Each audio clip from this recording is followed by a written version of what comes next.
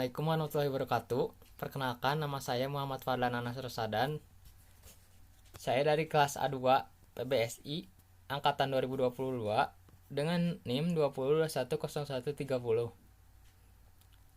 Jadi, tujuan saya di sini adalah saya akan menjelaskan hasil analisis atau kajian saya tentang cerpen yang berjudul Gubrak dari Seno Gumira Aji Dharma.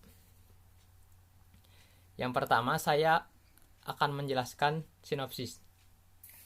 Sinopsis dari cerita pendek yang berjudul Gubrak ini yaitu menceritakan seorang perempuan yang mempunyai kecantikan yang sangat luar biasa. Yang sangat-sangat luar biasa. Sehingga siapa saja yang melihatnya akan ternganga seketika dan tidak bisa menutup lagi mulutnya. Dan lambat laun kecantikannya semakin bertambah. Bukan lagi ternganga, orang yang melihat kecantikan perempuan tersebut akan pingsan seketika. Walaupun hanya melihat sekilas dari samping saja, hanya melihat sebentar begitu. Sampai suatu waktu perempuan tersebut merasa bahwa kejadian pingsannya orang-orang karena melihat kecantikannya adalah bukan salah dirinya. Mereka yang melihat mereka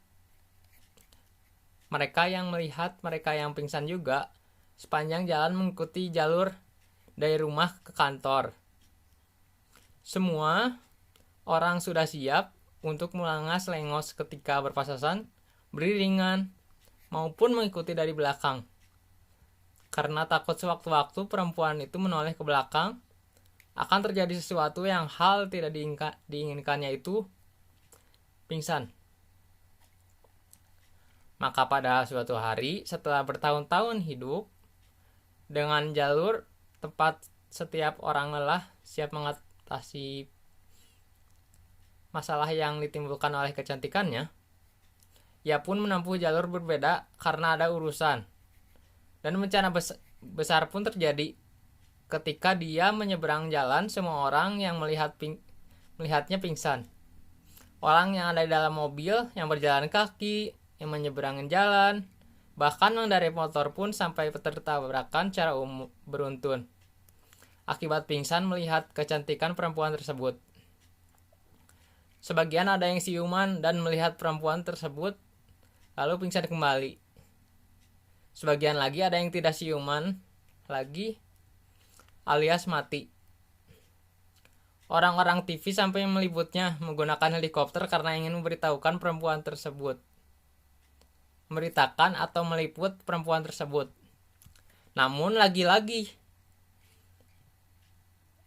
usaha tersebut gagal. Semua terlanjur melihat wajahnya dan membuat semua orang pingsan. Akhirnya polisi turun tangan dan meminta agar perempuan tersebut memakai karung agar wajahnya tertutup. Namun apa daya perempuan itu menolak dan mengajukan dan memilih untuk terus berjalan. Setelah menyeberangi jalan, perempuan itu masuk ke perkampungan kumuh di tepi sungai yang tak sangka segenap penghuninya memilih beramai-ramai naik ke atas untuk menjarah barang-barang milik orang-orang yang pingsan dan membakar kendaraan mereka. Dan menjalar sehingga ibu kota menjadi lautan api. Akhirnya ia menemukan tempat tersembunyi yang aman dan sepi di sebuah gorong-gorong. Ia tahu ia muncul dari gorong-gorong itu dan seorang melihat wajahnya hanya untuk pingsan lagi. Dari jalanan ia memungut pisau barangkali milik seseorang penjara yang kehilangan senjatanya. Dalam cahaya lilin tampak wajahnya di cermin kecil yang selalu ada dalam tasnya. Hanya dirinya yang tidak bisa pingsan ketika melihat wajah yang cantiknya itu. Ia tidak mengagumi kecantikan wajahnya. Memegang cermin kecil di tangan kiri, terus atau lalu tangan kanannya memegang pisau silet yang sedang bergerak untuk menyayat wajahnya sendiri. Lalu yang kedua, kajian unsur cerpen. Yang pertama ada alur.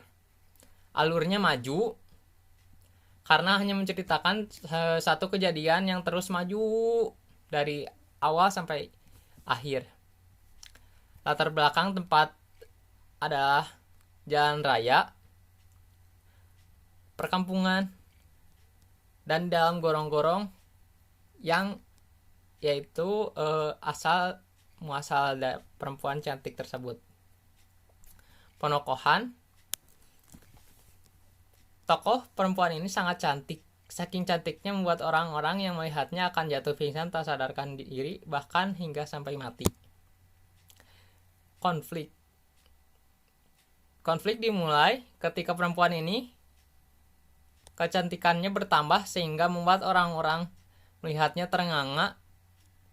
Kini malah menjadi pingsan dan semakin menjadi-jadi ketika dia akan pergi ke gorong-gorong dan melewati jalanan ibu kota.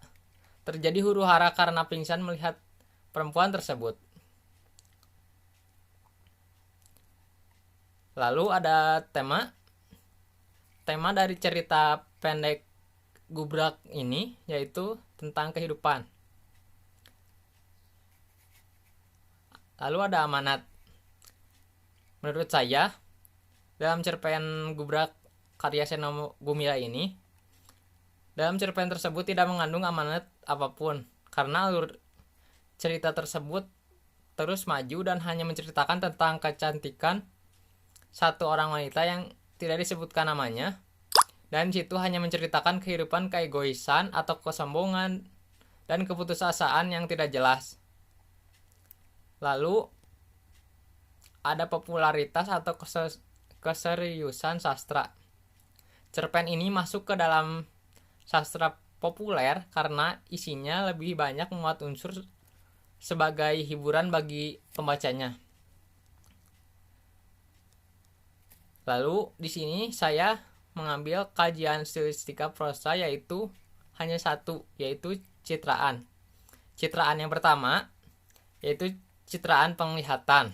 Kalimatnya yaitu ia sangat cantik, begitu cantik bagaikan tiada lagi yang lebih cantik sedemikian rupa cantiknya sehingga bukan saja kecantikan wajahnya membuat udara bergelombang, tetapi bahkan siapa saja yang memandangnya lantas akan jatuh pingsan.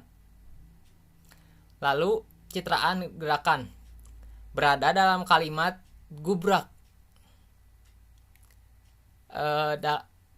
Maksud dari kalimat gubrak di sini, ketika gerakan terjatuh pingsan, orang-orang yang ketika melihat keanggunan dan kecantikan wanita tersebut. Lalu ada kesimpulan. Yang pertama, kalimat menurut bentuknya, struktur gramatikalnya, kalimat dapat dibedakan menjadi kalimat tunggal dan kalimat majemuk. Kalimat tunggal adalah kalimat yang terdiri dari dua unsur inti dan boleh diperluas dengan satu atau unsur-unsur tambahan asal unsur-unsur tambahan itu tidak boleh membentuk pola baru. Yang kedua, analisis jenis kalimat tunggal ini dikaji berdasarkan bentuk kalimat. Ada beberapa, yaitu kalimat berpredikat verbal, kalimat berpredikat adjektifal, kalimat berpredikat nominal, kalimat berpredikat numeral, dan kalimat berpredikat frasa preposisi. Lalu yang ketiga, kalimat tunggal memiliki perluasan kalimat yaitu unsur keterangan, unsur vokatif, dan konstruktur aposisi. Lalu yang terakhir ada penutup. Penutup yang pertama yaitu kalimatnya akhirnya ia menemukan tempat bersembunyi yang sepi amat sangat sepi, bagaikan tiada lagi yang lebih sepi dari sebuah gorong-gorong gelap yang kosong, dengan hanya ditemani sebuah lilin. Di atasnya, kota hanya gelap karena listrik mati, dan meskipun api masih menyala, di berbagai puing, reruntuhan, dan bangkai motor mobil yang hangus, kerusuhan sudah mereda. Terdengar suara-suara langkah yang diseret karena kelelahan jiwa yang terguncang, kesadaran yang mengingat perilaku memalukan, maupun keletihan tubuh itu sendiri setelah mengorbankan kemarahan dan kesegalaan arah tanpa pernah berhenti. Lalu penutup yang kedua, yaitu atau kalimat penutup yang kedua, ia tidak lagi mengagumi kecantikan wajahnya. Ia memegang cermin kecil di tangan kiri, dan juga di tangan kanannya memegang pisau tajam silet yang sedang bergerak untuk menyayat-nyayat wajah sendiri. Sekian dari saya. Mohon maaf bila banyak tutur kata atau kesalahan. Sekian. Wassalamualaikum warahmatullahi wabarakatuh.